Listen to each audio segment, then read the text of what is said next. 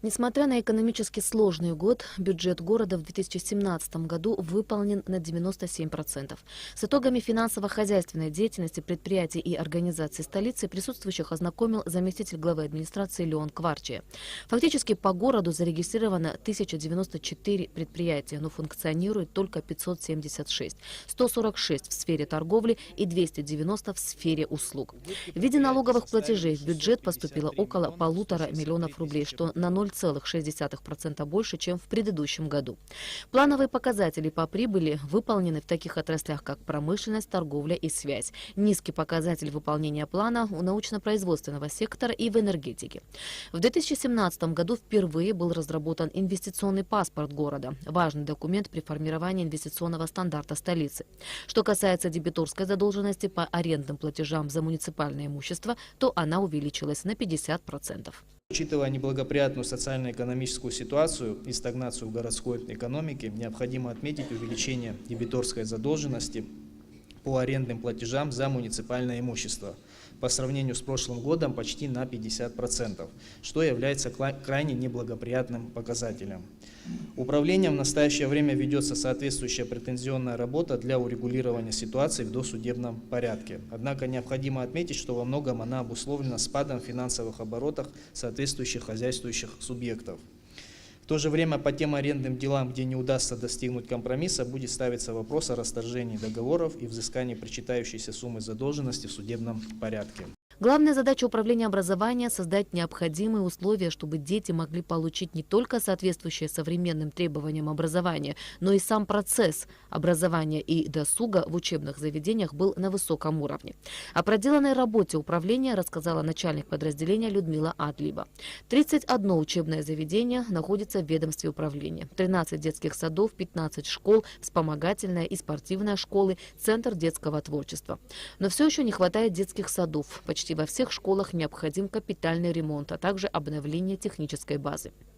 Для горожан особенно заметна работа управления культуры столицы. К каждому празднику и юбилейным датам готовится программа, которая создает особенную праздничную атмосферу в Сухуми. О проведенных мероприятиях в 2017 году рассказала начальник управления культуры Наала Хашик.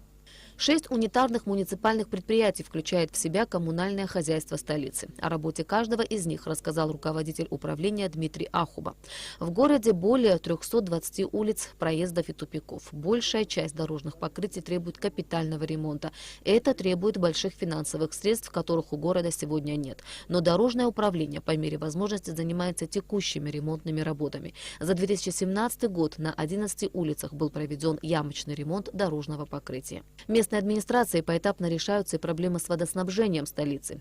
В течение прошлого года водоканалом проведена большая работа по ремонту и замене водопроводных и канализационных труб. Было профинансирование и приобретено 8 насосов водяных, 2 электродвигателя для насосных станций, 2 пусковые электрические пускатели электрические и 1 фекальный насос для канализационной насосной станции, которая отводит все фекальные воды в очистные сооружения, которые расположены в селе Нижняя Шера. Также водоканал выполнял капитальные работы на водоводе по улице Дзидзаря вдоль железнодорожного полотна от улицы Имама Шамиля до улицы Джонова. Водовод диаметром 355 мм, протяженностью 350 метров. Также проводились работы по устранению засоров канализационной системы. Более 1400 засоров канализационной системы были прочищены.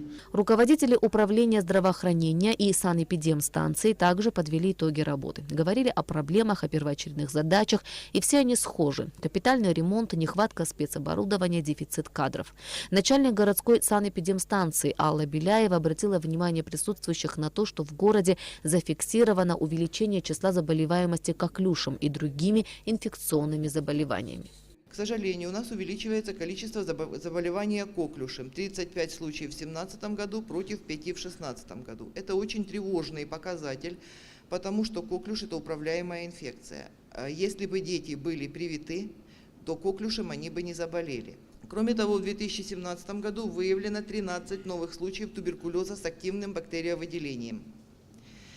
К сожалению, больные этим заболеванием и их родственники недопонимают всю опасность такого состояния, отказываются от госпитализации, прерывают назначенные курсы лечения, что в итоге приводит к печальному исходу для больных и заражению близко контактирующих с ними людей.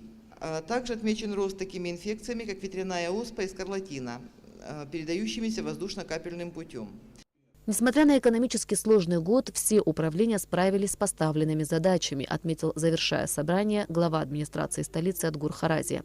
Однако в будущем всем подразделениям необходимо более тесно сотрудничать, особенно в вопросах воспитания и образования молодежи, разработки и внедрения программ по пропаганде здорового образа жизни, подчеркнул Адгур Харази. Ирина Аршба, Алексей Агухава, Роберт Ломия, Абхазское телевидение.